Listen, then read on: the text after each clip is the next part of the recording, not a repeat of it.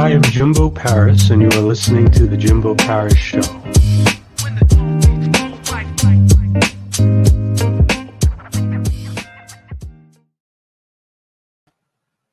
All right, how's it going, everyone? This is Jimbo Paris here.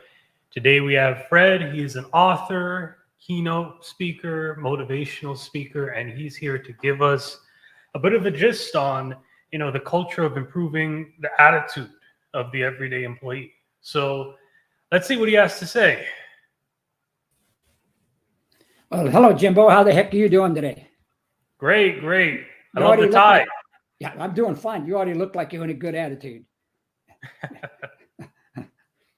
So where are you located? You're up in what? Baltimore, Maryland. Maryland. Okay, great. And I think Katrina's like over in the Philippines. How did that happen? Very long story. Very long story. Okay. Yeah, I really appreciate you having me on. I'm honored. I love talking about changing people's attitude. My whole prospect about life is change your attitude. You can change your life. You can change it to the negative side just by changing your attitude. And you can also change it to the positive side just by changing your attitude. Everything I do, I center it around attitude. And it makes it, it applies to everything you do. Everything I do, it revolves around attitude. So speaking of who you are, kind of give me a gist of, who you are, what you're about, and what your message is. I'd love to know. Okay. 77 years old. Throughout life, I've been everything from a paper boy, cut yards when I was, 11, 12 years old, bus boy, been an electrician, a lot in construction most of my life. I went to work here in the Dallas-Fort Worth area to two prominent big companies. One was Texas Instruments, the other one was Raytheon. I worked for them for 22 years. In maintenance, I started out as an electrician. Then I became a supervisor, Six Sigma expert. I did a lot of training and teaching in ethics, safety, and Six Sigma. And I love sharing what I've learned. And I've learned by trial and error, mostly by the mistakes I've made. They're the best teacher in the world. I've learned by those mistakes, things that I've learned just by being on the job, how important a person's attitude is. I was a musician for 25 years in El Paso, Texas. That's where I was born and raised. And I still love playing music. And I think music is an international language forever. So you can't beat music for changing a person's attitude. And what it's got me to where I am now, I've written 4 books, 3 of them. One is called Success with an Attitude. The other is called Health with an Attitude. And this one I've just released called Leadership with an Attitude. Then I was in with Mike Rodriguez and 5 other authors. We did a book called A Better Plan. And that was, they've all been nicely successful. And I've been very pleased with the results and the ability to share with other people. What do you like to share? Well, my opinion and my results about attitude. That's the main thing. How important a person's attitude. I'm blessed by being able to do a lot of assisted living homes and senior communities. And I love most of all doing my attitude seminars because a lot of folks, especially they start reaching elderly ages and stuff, they start thinking, well, it's all done. I'll just sit back and, let que sera, whatever will be. And they'll just kind of let the day go on. And I love to go in and see their faces when I start inspiring them, motivating them, and telling them, hey, you're not done yet. I'm 77. I'm still writing books. I'm singing. I'm doing singing concerts, hopefully doing them live again during this COVID stuff. And I said, you're not done. Do something. Whatever it is you feel like you want to do it. Get these people motivated, especially about their health. And my book, Health with an Attitude, and my seminars, Health with an Attitude, I love sharing that with everybody I can because your attitude has so much to do with how healthy you are, or if you have a health issue, how important it is and how helpful it is to build your immune system back up and make you feel better, healthier, faster, quicker, and better. Attitude's important. What is attitude? Okay. Well, you're sitting there. What do you think? When you got up this morning, how did you feel? Happy, tired, Oh, well, I got this to do today. A little bit I, like even keel. yeah. Okay. So you get up and you can go one way or the other. So say you get up, you look down, you walk outside and you got a flat tire. Yeah. Well, you know what? You're not going to go anywhere till you fix it. It's the same way with your attitude. You're not going to have a successful day if you're not going to fix your attitude. You can start out here, you can either be down or you can be up a little bit. Whatever it is, I encourage people to change your attitude. Everybody's, well, Tom Ziegler, Zig Ziglar's son, dubbed me the attitude guru. And I try to live up to it. And everybody's, well, you're always up. No, I'm not. I get up the same way you get. I get up and, things that I didn't sleep good. I worry about this. Something's coming up. Watch the news for 2 minutes and you're already in a bad mood. And right away, I got to change my attitude. And you have to do that by saying positive affirmations like, you know what, don't matter what, we're going to get through this. It's going to be a better day. My wrist is flaring up on me. Something's going on. My health is this, or I feel tired. I got a headache. It's going to get better. When you start saying those things out loud, changing your attitude to a positive mental state, your chemical balance changes. Your body starts responding. The endorphins are released, serotonin, melatonin, all of these chemicals start making you feel better. Healing, your endorphins are a cell healer. Just change your attitude. That's what your attitude's about. It's about your mood and your mindset. You make better decisions when you're in a good mood. You make positive decisions. Zig always said, having a positive attitude or having positive thinking will not allow you to do everything, but it will allow you to do everything better than a negative attitude. Not just common sense. When you're in a good mood, things move a lot quicker. You can solve problems easier. Your frame of mind is better. You're more relaxed. When you're in a bad mood, it's hard to think. Your mind's all cloudy. You're worried about too many things. Too many things cloud your decision, and they start to inhibit your body being healthier. That's it. That's what attitude is. It's everything. A thing by Chuck Swindoll, he wrote a week-long thing about attitude, how important it was. And the ending statement is, your life, your attitude revolves around your attitude, because it's 10% of what happens to you and 90% of how you react to it.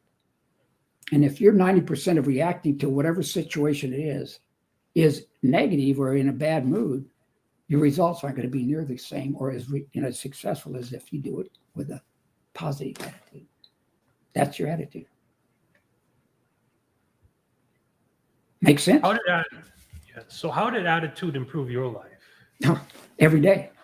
33 years ago, I was walking along. I had a pain in my left ankle. I thought, God, what is that? It really swelled up, felt bad. And so I took 2 aspirin. Pain went away. 4 hours later, the pain came back. 2 more aspirin.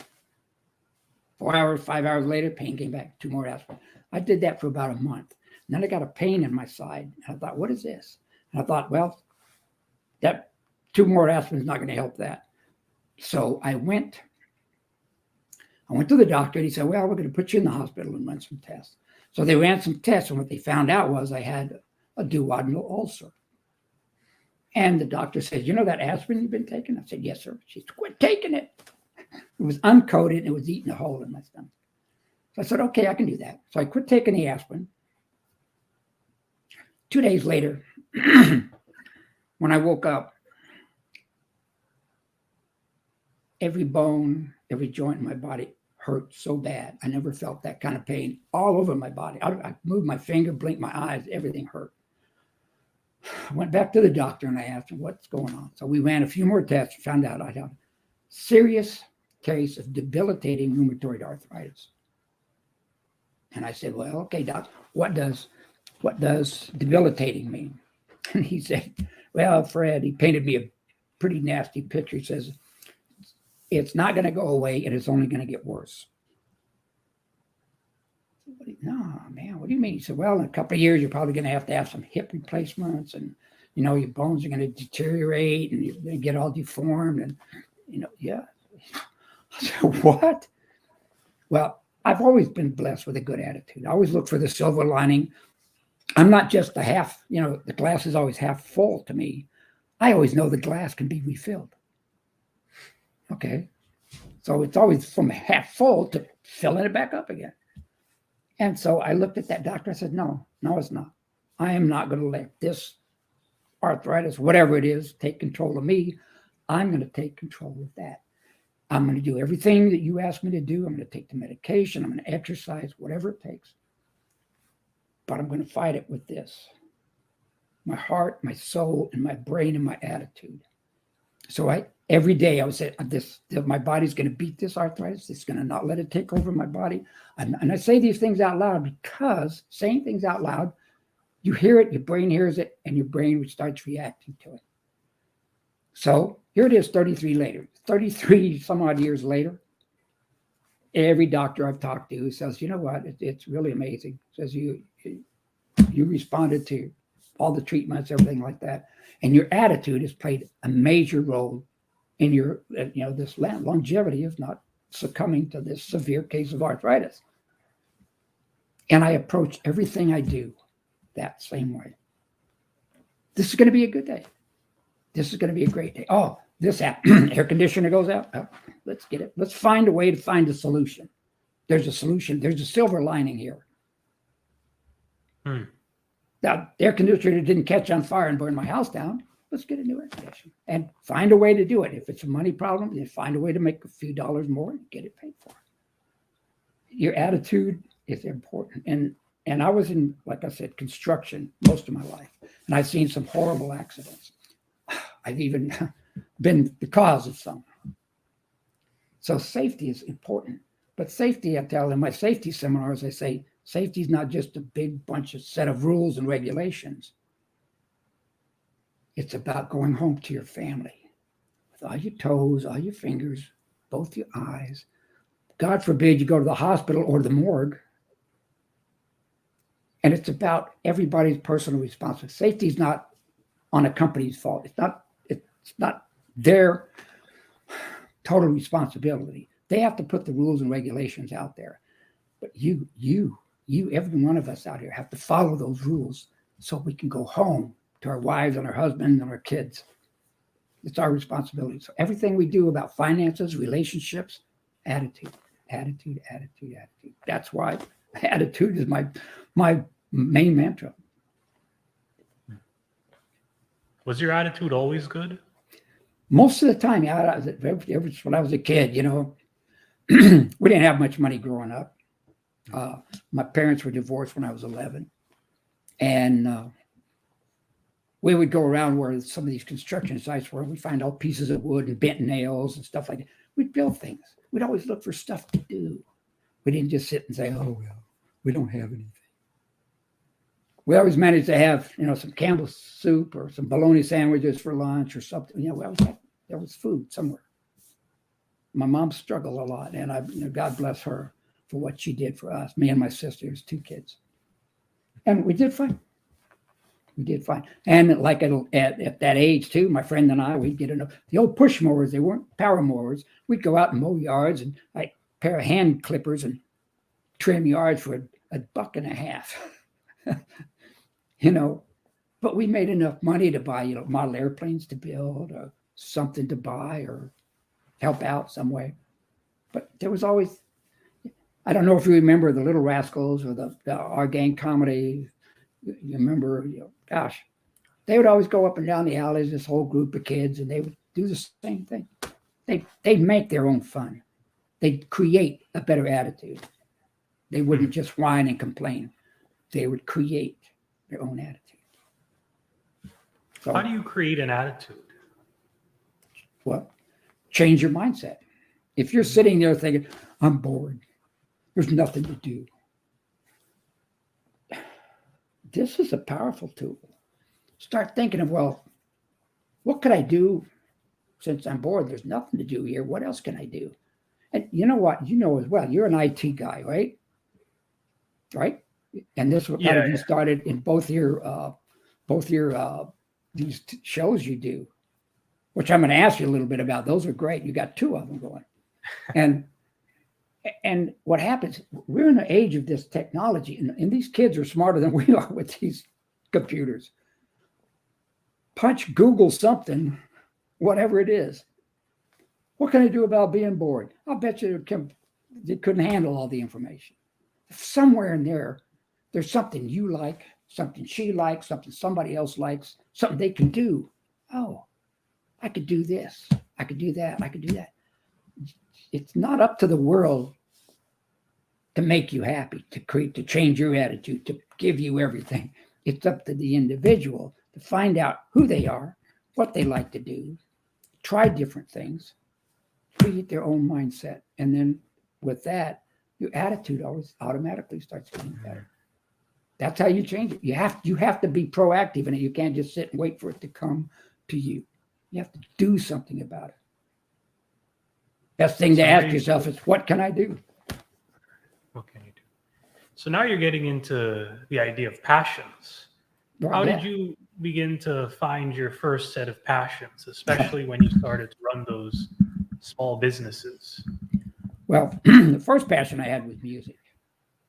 I always liked to, I'd always see these guys in a band playing guitars and stuff like that. So I thought, that's what I want to do. And I love being a musician. I love being on stage. I love entertaining people, whether it's singing, doing a speech, sharing my knowledge, or just plain telling jokes. I love telling stories, and I love telling stories with an Irish accent. It's always so much more fun. But I love making people enjoy themselves. And so with that kind of, the passion I had to become a musician was paramount. And I had an old guitar. My sister took some steel guitar lessons, had this old crummy little wooden guitar that they had the bridge raised up on it. And she took a few lessons, and I'd go down there and watch. And then she quit taking the lessons. I'd look at that guitar and I think,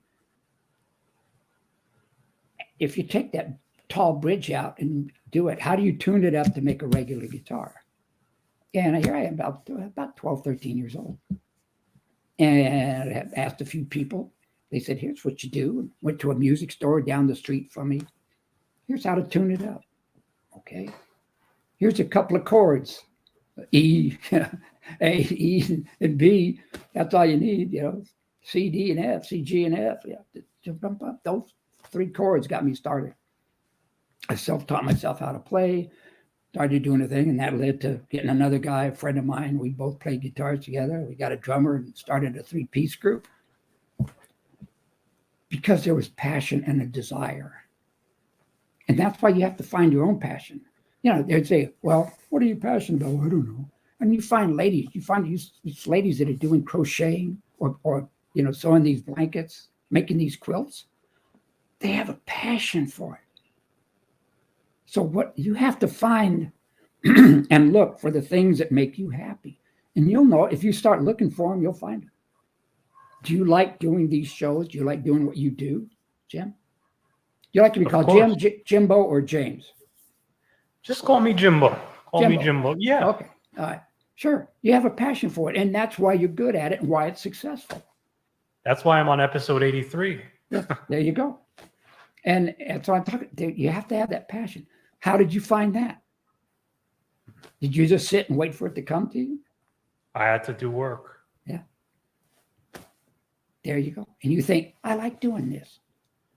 I like riding horses. I like training horses. I like doing this. I like swimming. I like teaching swimming. I like whatever. It doesn't matter what it is.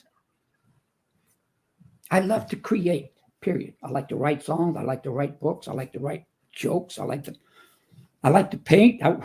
Bob Ross on TV. Remember his paintings and everything? Yeah, the guy with the afro. Yeah, with the afro hair. I loved it. Yeah, great. And I got a couple of pictures around the house that I painted because of him. I feel proud of them because they look pretty darn good.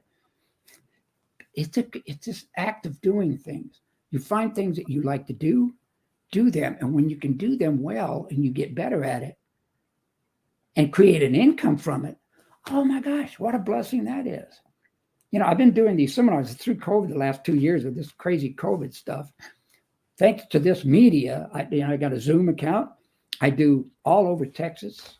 I do Zoom presentations of safety with an attitude, leadership with an attitude, safety with an attitude, health with an attitude, faith with an attitude. All my seminars are done that way. So it's, gosh. And what did I have to do when COVID hit and I couldn't do them live? Here's the internet. I had to learn how to get on. How do you do Zoom? What do you do this? How do you create an account? What do you do? So that's, and I'm 77. They say, well, I'm too old for this internet stuff. No, you're not. You don't have to be an expert. You don't have to know how to fix it or get in and do things. All you have to do is know how to use it. And now that if you can get in on the internet just a little bit, you can YouTube anything and they'll teach you how to change the brakes on your car. Doesn't matter. So there's no excuse. If you want to, if you have a desire to, you can do it. And if you have that attitude, a positive attitude will let you do that. A negative attitude, it won't. So we talked a lot about your entrepreneurship, but what about being an author? How did your attitude impact that? I've always wanted to write, and I like, especially writing songs and music, and that's great. But I wanted to say, what can I write? And I tried writing a novel. I thought, well, I might in the future, and I'm still working on that. But that's something I didn't feel I could do. But I started out with doing a thing called Success with an Attitude because I was going through a drive-in, one of these fast food restaurants. And you talk to the squawk backs over there, and they answer back. You can't understand. And I knew the kid on the other side wasn't listening. So when I got up to the window, I drove off. I opened the bag. Everything was wrong. I thought, I said all the wrong things. And then, so it's stupid, dumb. What's wrong with these kids? This blankety blank. God touched me on the shoulder and says, well, do something about it. I said, what do you mean do something about it? What am I going to do? You've taught stuff at work. You're a teacher, you're a trainer, you have a good attitude. What can you show these kids? He said, they're good kids.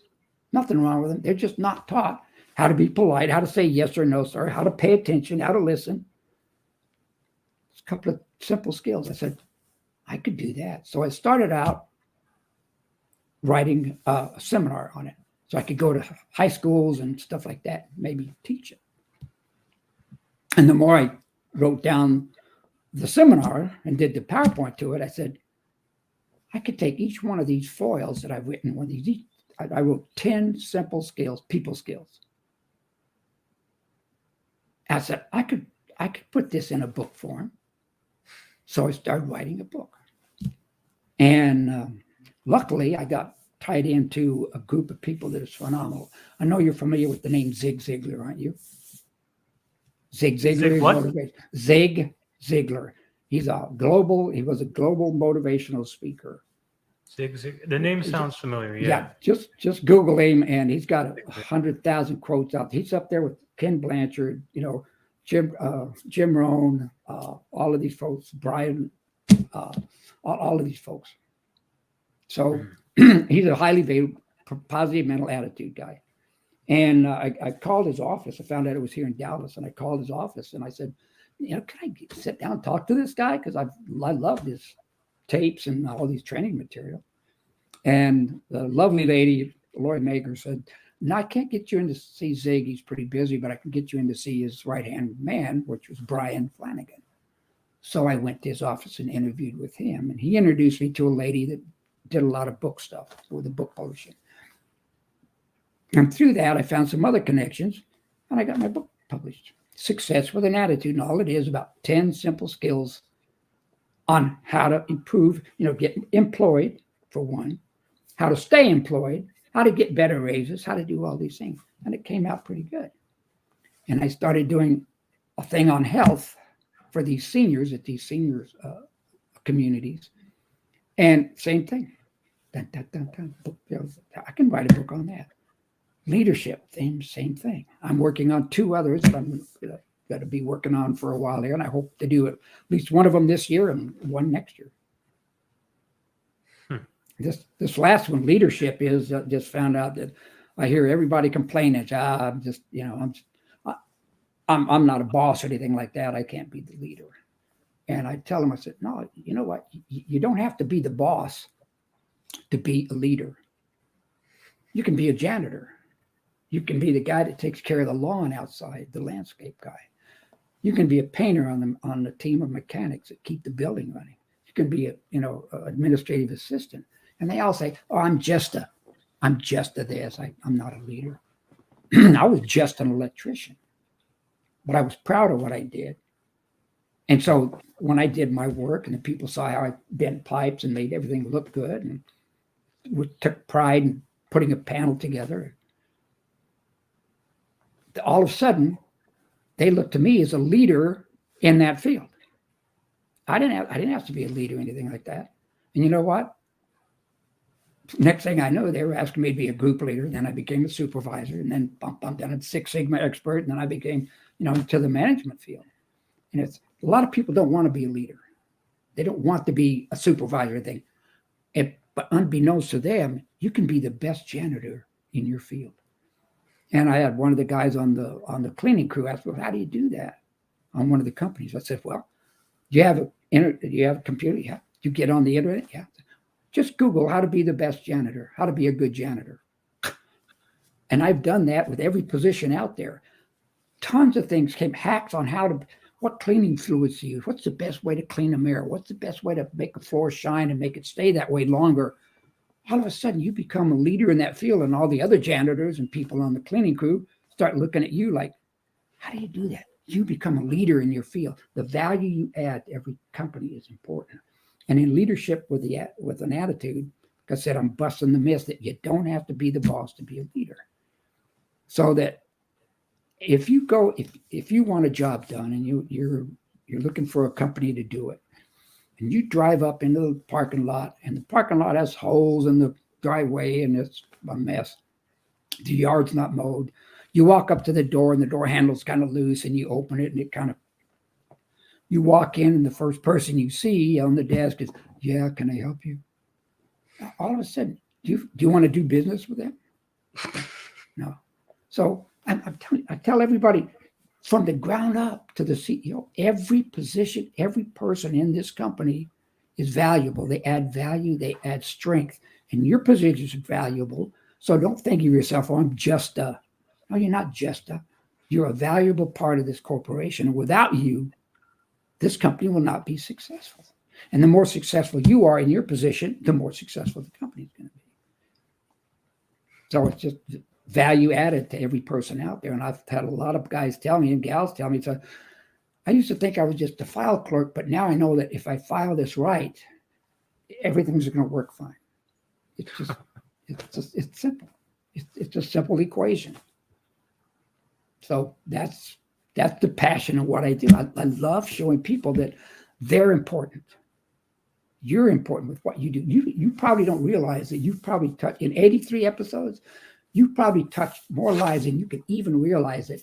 You know what? I was watching the Jimbo Paris show the other day. There's this idiot on there talking about attitude. But he's right.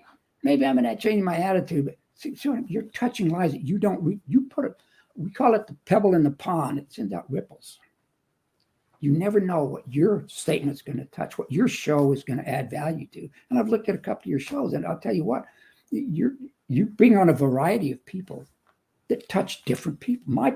My show today probably won't touch everybody, but it's going to touch somebody out there, and they'll touch somebody, and they'll touch somebody.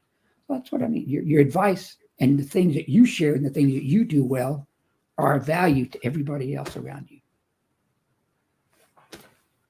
And to get back to you, though, I think my fascination is, what's your ripple effect? You're a 76-year-old man, you seem to impact a lot of people with your 4 books and your multiple businesses. What effect are you most proud of? Okay, I can several different ways. One, if I'm doing a live performance, which I love to do because well, probably in your status too, being in front of a live audience is you get feedback instantly. So when I'm there and I'm talking about motivating people about their health, and I see some of these seniors sit up and think, shaking their heads, and some of them take notes. But some of them come up afterwards and they say, I needed that kind of message today. I've been down in the dumps. I get up in the morning and right away I says, I just feel terrible. It's terrible. And they go through the whole day that way. So, and when I've come back and done other seminars at the same place, I've had people come back up to me and say, you know what, I've been practicing what you do. I put a list up on my mirror and I said, today's going to be a good day, whatever issue I had. I got migraines. Well, my migraines are going to be better. It's really helped. It's not a cure-all, but changing your attitude helps. Same with safety. I don't know if you were privileged to go to any safety meetings at any corporation you worked at, were you? Well, No. okay. Well, Luckily. if you've ever been to some of them, they're a necessary evil. And they're about as boring as watching paint dry. You can sit there, watch a fly crawl up a drape, and that's more exciting than some of these training sessions. But they got to have them. And what I tell a lot of these companies, cities, and corporations is that every training session has a nugget in it. Somewhere along the line is going to help somebody be safer. Mm-hmm. So, and I encourage these workers and stuff because I've not even gone to these training sessions. I've taught some of them, and they're the most boring things to teach in the world. It's terrible. But I tell them, what nugget can you get out of that? If you go to a training session that's an hour long, if you've got 2 minutes of valuable information out of that, it's going to make a difference in you going home tomorrow night with both your eyes. I ask them, I say, hey, do you go home and play catch with your kid or something like that? Oh, yeah. So, well, do you realize that if you don't wear your safety goggles or you don't do this right, you put your eyes out? You can't do that anymore. It's not about the company's rules and regulations, it's about you and your family. God, it's just everything. So the reward I get is when I see somebody change their attitude and do better at what they do, be proud of what they do, be healthier because of what they do or what I said, the knowledge I've gained, what I've given back to them. I didn't come up with all this knowledge myself. It's just stuff I've learned and I'm just giving it back out that I've learned. So, like you said, in 77 years, if nothing but mistakes, you've learned a lot. And so sharing that knowledge that's a reward. When I write a book and I see somebody out there, I go to my account and I see, hey, I sold another couple of books today. Somebody's going to read that book or share it with somebody.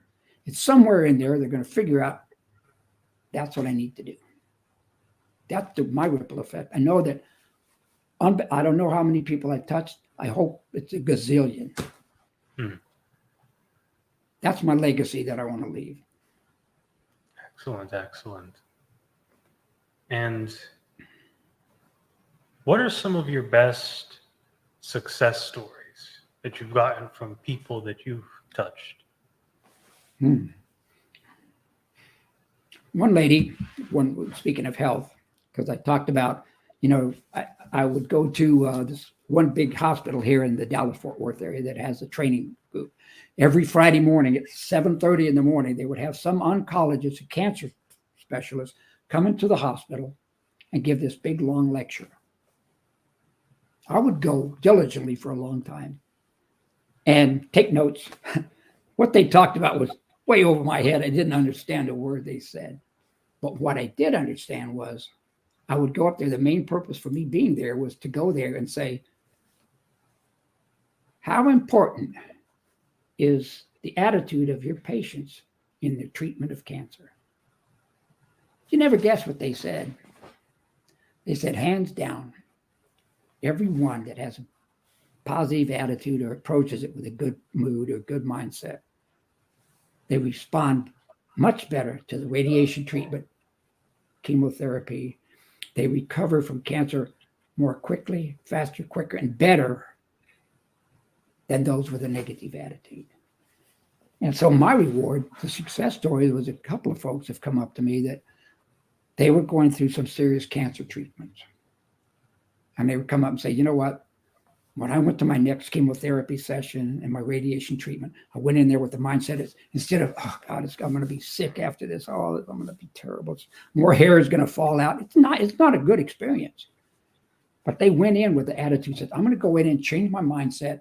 I'm going to stand up straight. I'm going to change my physical, my chemistry in my body. I'm going to go in there with the fact that this is going to help me beat this cancer. And I'm going to go through whatever it takes to get through this chemotherapy, radiation treatment. And I'm going to I'm going to walk out of here knowing that it helped me. They started responding better and not being as sick as they were after these radiation treatments and chemotherapy. God, what? Geez, just because of something I said? You don't think that just made me feel great? Other success stories. I love playing music. And we were in El Paso, Texas. There was a club called the Knights Club. At a roadway inn that was near the airport. It was a very prominent club. And we had a group called the Sixth Column. And we were the house band there for 13 years, 4 nights a week.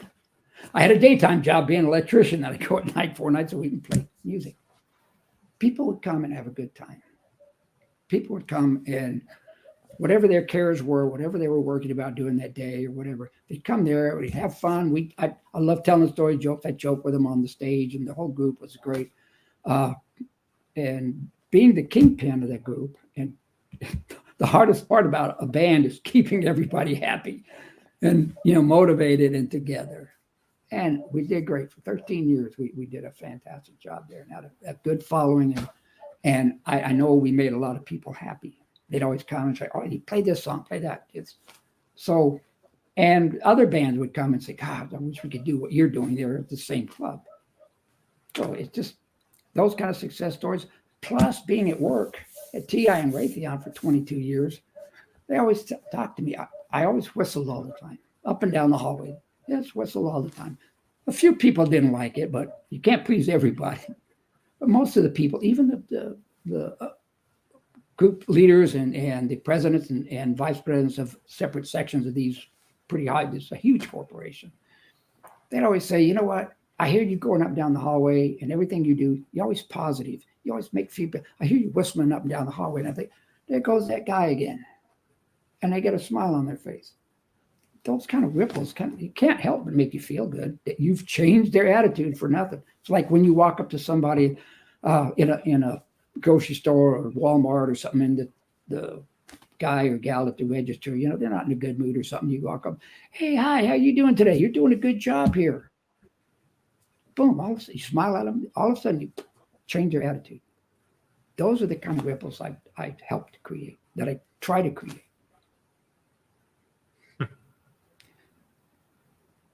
You've been doing music for about 25 years, so that must be a serious passion of yours. Oh, God, I love music.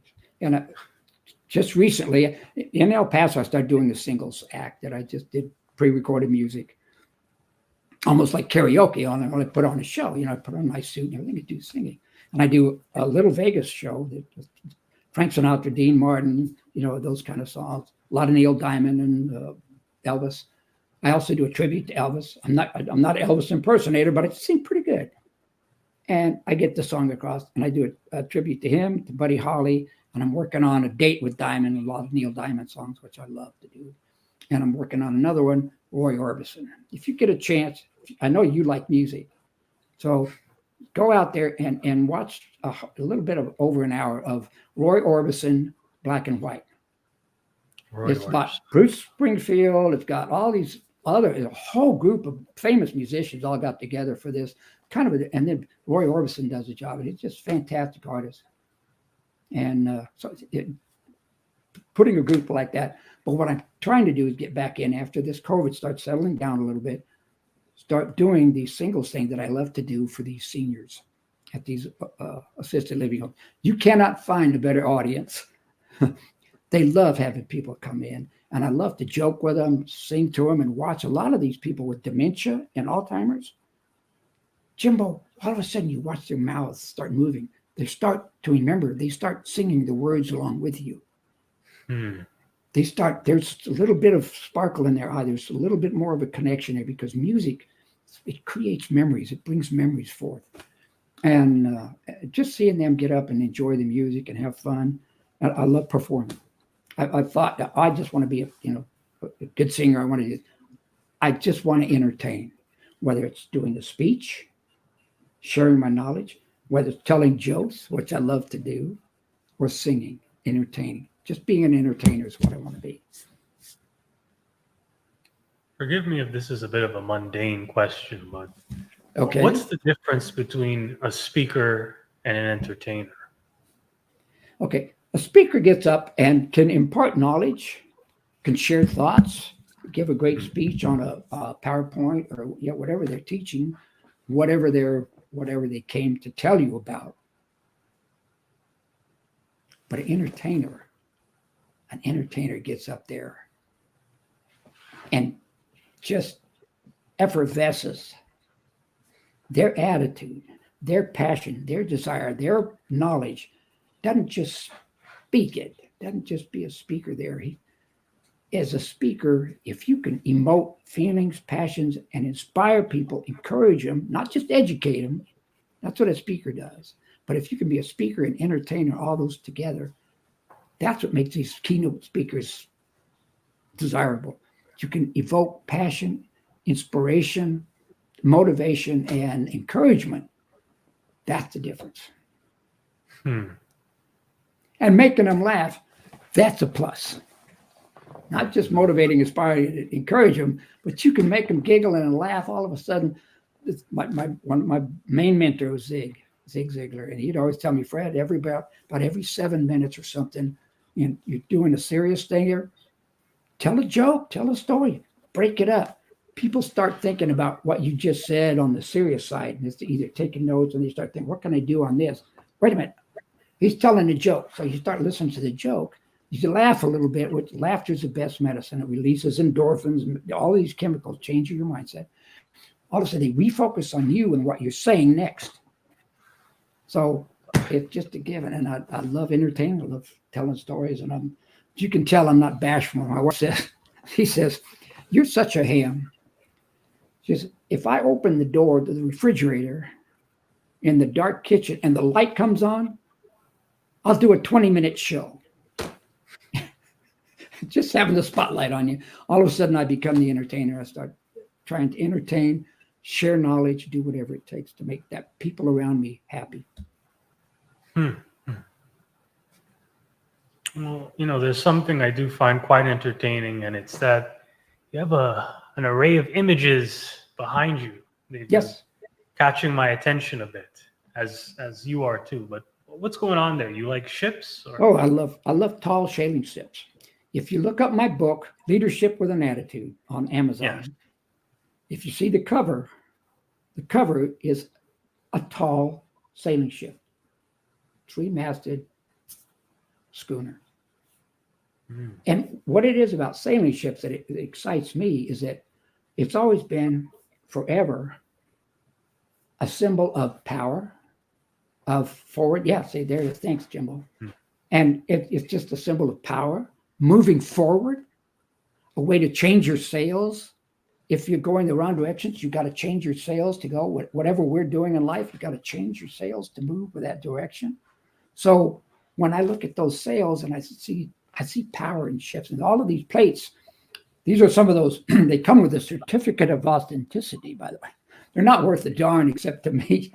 They're beautiful plates. They have beautiful ships on it. And the picture in the middle is a ship. And if you notice over here, I guess over this way, over here on this side, that's a picture of course, USS Enterprise. Captain Kirk. Yeah. And of course, on the other side is my piano and my guitars over there. And I still, play music. I still love to write songs. And so the sailing ship is just a symbol of power, moving forward, changing your sails when you need to change direction, and teamwork. That ship cannot go anywhere without a crew knowing exactly what they need to trim the mainsail. You watch these sailing contests on TV and stuff. They have these big, huge yacht things going on. This crew has got to be sharp. They got to be on the button. Same way with those ships back then. You had to have that teamwork. You had to have that group of people around you that make that ship go. So that's why the ship to me is just positive. And these guys behind me, they just encourage me. I can sit in my living room over there with this door to my study here, and I can look through there. can see these plates on the wall. I always look at them, I always smile. It just makes me feel good. So that's the story behind those guys.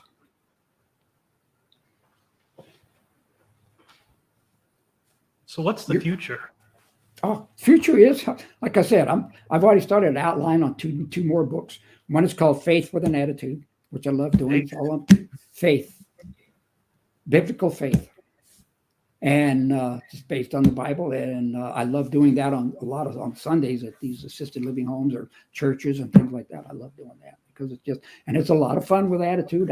I tell jokes all throughout my seminars. And if you read my books, all of my books, at the end of each chapter, I have a time to laugh, or laughter is the best medicine. I'll tell a joke.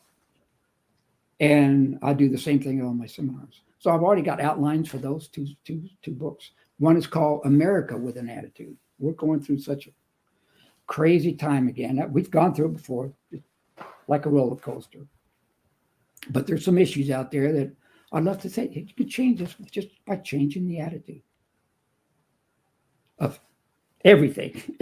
I'm not even going to go into that because there's too much to that. But that's what I'm already doing.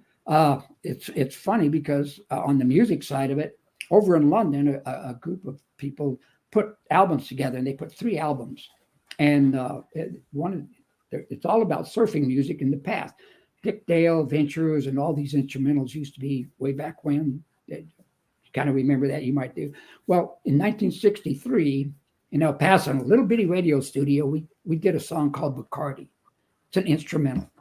It's a catchy tune. It's a lot of fun. It was number 4 on the charts locally for about 6 weeks. Like, great thing.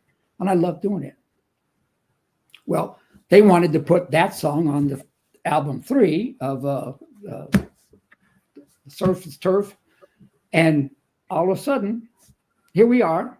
A song we did in 1963 is on an album out with a bunch like Dick Dale and the Ventures and a few of these others.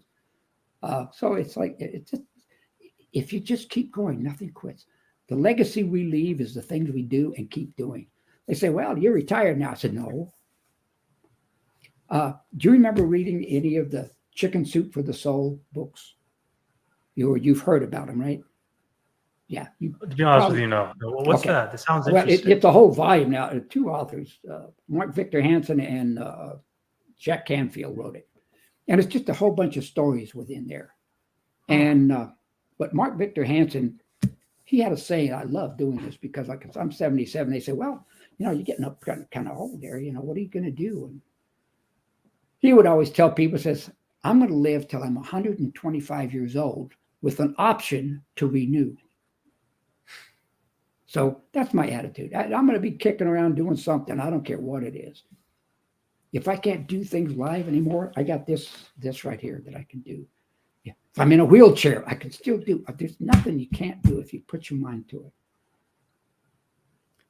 it. So what's my plans for the future? Keep writing, keep trying to inspire, motivate, and encourage people to have a better attitude, to change your life, and especially these young kids. And because they're coming up, they're facing a lot of issues out here.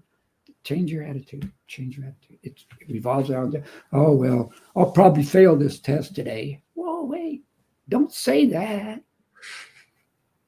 That's a negative. That all of a sudden your mind goes in, starts thinking negative, and you start to try to think of an answer. That door shuts up because you already told yourself, I'm going to fail this test. I probably won't pass it. I tell them, open up your mind. Just free yourself. Say, no, I'm a good student. I've studied this stuff. I'm not talking about the lame brain that just sat there last night eating donuts and watching movies. I'm talking about the guys and the gals that study. They know it's in there. They have to release that knowledge and let it go, relax. And most of it's about their attitude. And I tell yourself, you're going to be a good student. You know the stuff. You're going to learn it. That's when you start making better decisions and the knowledge starts coming forward. I always had a saying, in my seminars, I say, if you plant corn, you're going to get corn. If you're a farmer, if you have any wisdom of agriculture, if you plant corn, you're going to get corn. If you plant weeds and nettles, you're going to get weeds and nettles.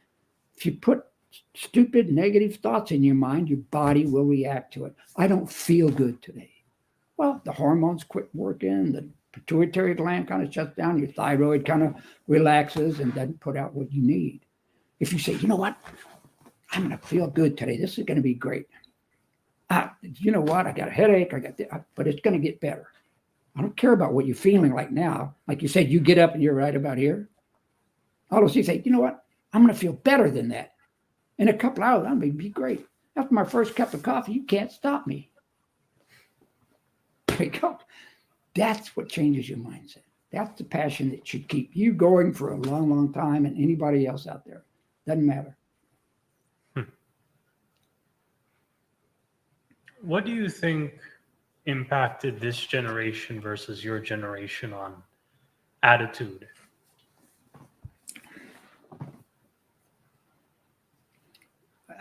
I believe that there's too much negativity in the media, in the news, that you can't escape. I don't care what you turn on. The media is not favorable to telling people good news. They look for the sensationalism, they always have, and they dwell on it, which they should balance it out with. There's tons and tons and tons of great things that are happening out in the world, but you don't hear about. All you hear about is the shootings, the drive-by, the little baby who's killed in a crib. Oh my God. You don't hear about, oh my gosh, 2 firemen rushed in and saved 6 kids out of a burning fire. You know, very seldom do you hear all the good stuff. There's so much going on. That's good, the balance. And I believe that the kids nowadays are getting way more of it than we did. I mean, when I was growing up, we had 3 channels on the TV and a channel changer. I was the remote. My dad would say, go change the channel, son. So, and we had news, and they would tell the stories. They would tell news. They keep you up to date. And I tell everybody, stay up to date. Just don't let it change your attitude. Not much. I cannot go over to Afghanistan, or I can't go over to anywhere. I cannot go over there and change the Ukrainian situation. I can't do anything. I can't pray for them.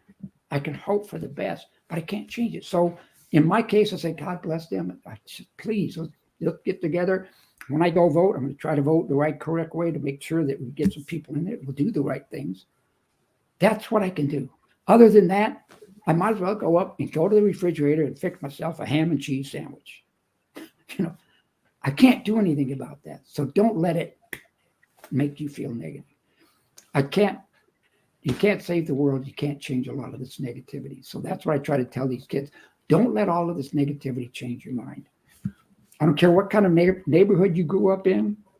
Like I said, I grew up, we didn't have a whole lot, but it was up to me to create a better life. And it doesn't matter to me what race, creed, or color you are. I know there's difficulties in some, but it's just like a lot of the other folks say, well, no matter what color, creed they are, you can get out of it if you just want to. Get out of it. Do whatever it takes to get out of it. And it takes a lot of willpower, and it takes a good attitude.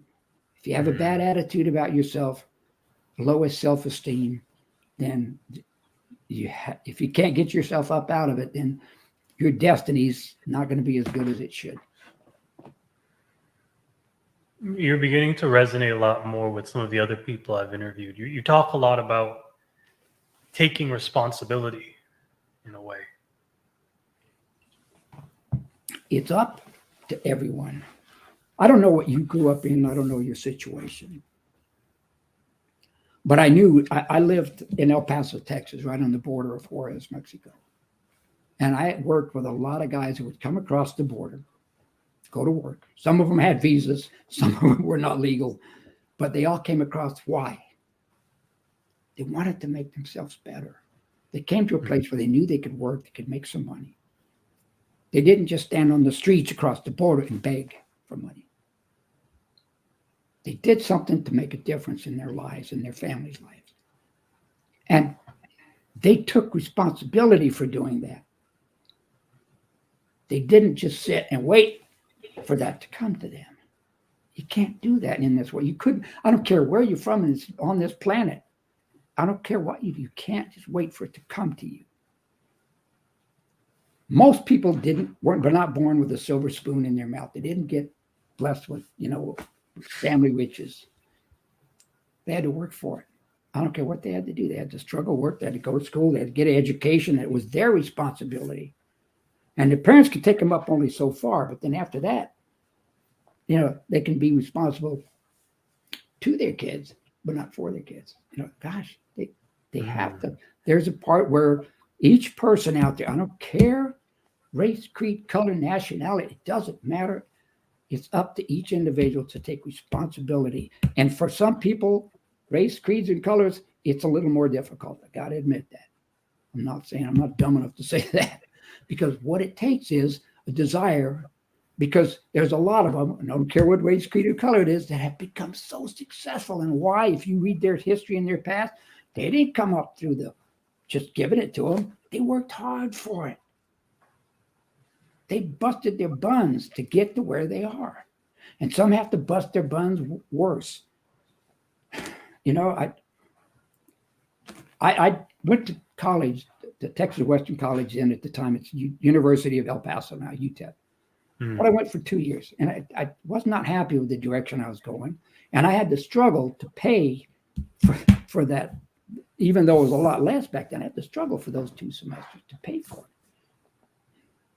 But when I realized that this isn't getting me anywhere, what else do I want to do? So I knew I was good with my hands, so I became an apprentice electrician. My dad was an electrician, so that's a good trade. So trade schools. If you don't want to go to college, please get into a trade school. We need carpenters, plumbers, electricians. We need painters. We need people that know what they're doing out there to rebuild America. So take responsibility. Do what you can do. And so, because I had a journeyman, I learned my trade, and I became a journeyman electrician. As long as I had that license in my pocket, I could put beans on the table. Period. There was always a need for an electrician here. If there wasn't here, there's one over there. There's always somebody was building something. And if you want to, and you're eager, and you do it diligently, you can find work. And now I guarantee you, there's a lot of cry for that right now. So it's up to that person to get up off the couch, go find out what they can do. But sometimes it might be what you want to do at the time. Do what you need to do to get to the next level. And when you get there, then you can get to the next level, then the next level, and the next level, and next level. I never thought I'd become a Six Sigma expert in a big, huge corporation like I did. I was out of 78,000 employees, I was an elite member of 1,000 of those folks, in a special group of highly trained people that can lead a meeting. And I would facilitate meetings. Like, they're in this huge table. I have an admiral in the Navy on one end. I have a janitor on the other end. The secretary's here, a guy here, painter over here, mechanical, all these different people, and create a solution to a problem. I never dreamed I was going to do that. But like I said, start where you can, do what you can. And then pretty soon your journey will take you places you never dreamed of. But it's all about, I get to do this. And another thing I like to preach about is, a lot of people say, I got to drive in that stupid traffic today to get to work. This job is killing me. I hate this job sometimes. And I say, I got to go to work. I got to drive in this. Look, you have a car. Aren't you lucky? You have a car to drive. You get to go to work today in your car. I have a job. A lot of people don't. Wish they had. I get to go to work today. I get to do these things. I'm able to. I get to. Not got to. I get to. I'm so blessed today. I'm honored to get to be on your show. And to me, it's a pleasure. Same here. And you get into another thing too, gratitude, which is also, Yeah. Well, if you don't have another fine Zig Ziglar quote, gratitude is the highest emotion, human emotion you could ever feel. And everybody should have an attitude of gratitude, is what he says. If you have this thinking, you need a checkup from the neck up. And that's the more Zieglerisms to sink your teeth into. And if you're grateful for what you have now, just like I said, remember I told you we were kids, we'd go around up and down the alley and find pieces of wood, bent nails, try to straighten them out with a rock, just so we could build a little airplane or a car, because we didn't have money to buy one. I was grateful that we had places we could go find wood and bent nails at. When you have that attitude of gratitude, you can grow a little bit. And when you say, oh, well, this isn't exactly the place I wanted to live, but if I nail this door up and close this shutter and paint this wall, it'll be better. I'm grateful I have a roof over my head. Going to school, I'd open up my lunch box. Oh, wow, I got a bologna sandwich in here. Grateful for what you have. And then pretty soon, later on, you're taking a lunch, you could buy a lunch, a hamburger at high school or something, just that way. When we went on tour in 1968, we left El Paso and we ended up in Chicago, Illinois on tour, doing some tour, just looking for places to play. Our organ player that played the organ, he was from Chicago. He said, well, I know some people up there. So we got in our bus and we had a nice 24-passenger school bus. We made it into a band bus. We drove up to Chicago. Well, we didn't have any money. We were all 6 of us. There was 5 members and then one guy that was a recording man. He would do the volumes and stuff, set the volumes out there. And we were down to nothing. We were living all in this one little bitty, 1 room, 1 bathroom, motel room. There was just a shabby, but it cost us $10 a day to stay there. And I wrote a song called 33 Days on $10 Living. And at that point, we went out, we bought a huge bar of peanut butter and about 4 loaves of day-old bread. And we thought, well, we have jam sandwiches, 2 pieces of bread jammed together. We were broke. And then we finally found a club that they were going to hire us in about 2 weeks when the other band left. We would go in after the other band would finish. We were set off to the side, off the stage. And we'd just play low, easygoing, slow music for dinner. And we did that for an hour, and so they would feed us a meal. So, and we were grateful. Hey, wow, we got promises. We had a place to stay. Was it great? Was it hard? Was it tough? Oh, heck yeah. It was tough. But then finally we got a job there, and pretty soon we stayed there for 2 years and did rather well up there. But you got to be grateful for where you are. And that gratitude is part of your attitude. If you don't have a grateful attitude, then it's a deterrent to get past where you are. You're not going to grow if you don't have a good attitude. You're not grateful for what you have. This is one of the final questions I like to ask. This has been an amazing interview. If you could go back in time and speak to your younger self, what would you tell him?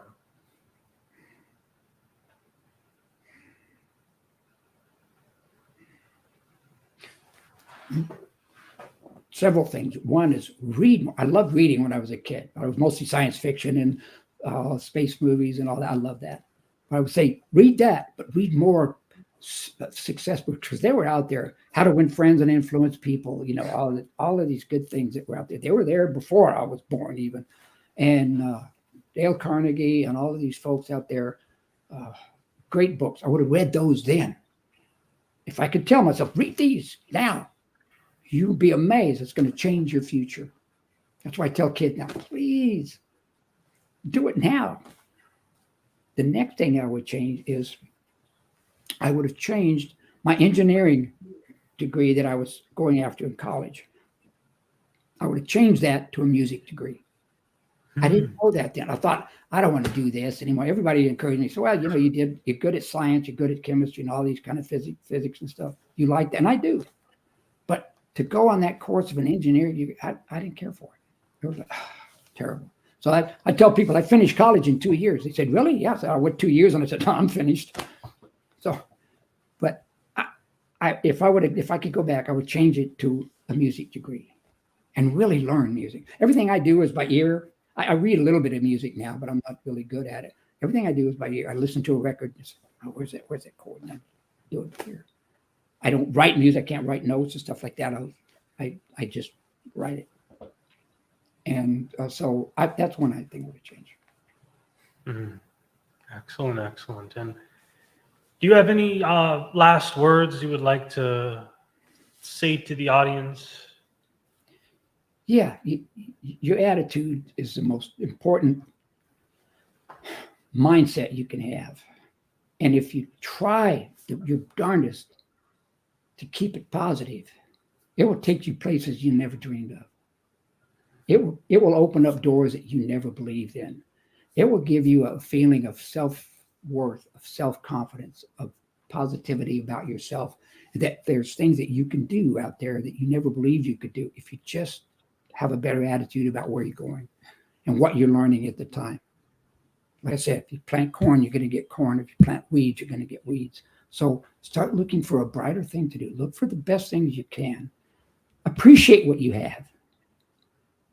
And then, like I said, always my main mantra is, if you change your attitude, you can change your life. I tell these folks at the beginning of my Health with an Attitude seminar and in the book, if you knew positively that you could improve your health just by changing your attitude, wouldn't you do it? Same thing applies to your life. If you positively knew, and I'm telling you, it's a fact, you positively knew they could change and have a better future for you and the rest of your entire life just by changing your attitude to a positive one, wouldn't you do it? Sure you would. So do it now. So that's my message to the younger generation. Change it to a better attitude. You'll be more grateful, more successful, happier. Because happiness isn't just always about money or success. Success is being happy where you're at. I'm always wishing I could make more money, have more money, do this, that, and the other, but I'm happy where I'm at. I'm happy. I'm very satisfied. And that's where everybody should try to be at, that level of, I'm okay here. I want to do better, but I have to do things to get there. So that's what I'd leave them with. Excellent. All right. Thanks again, Fred. This has really been a privilege. You really gave a lot of amazing answers and, had a great time. You are such an easy host. You're so relaxed, no pressure, easy.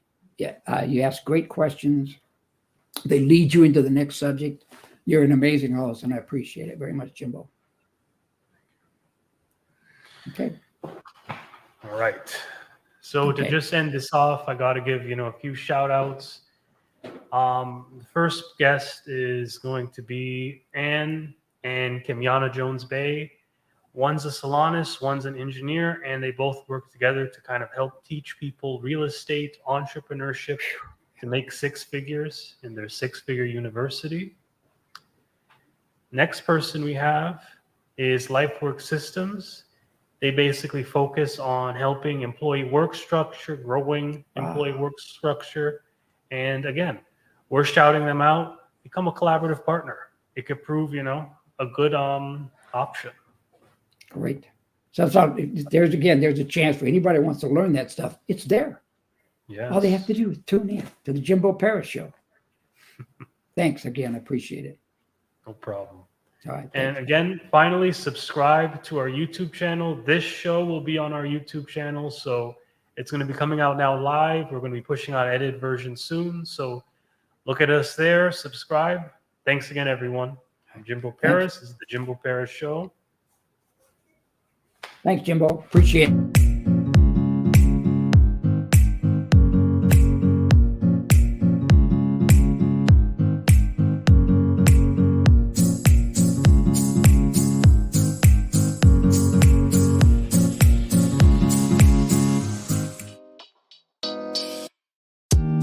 Thank you for listening to the Jimbo Paris Show.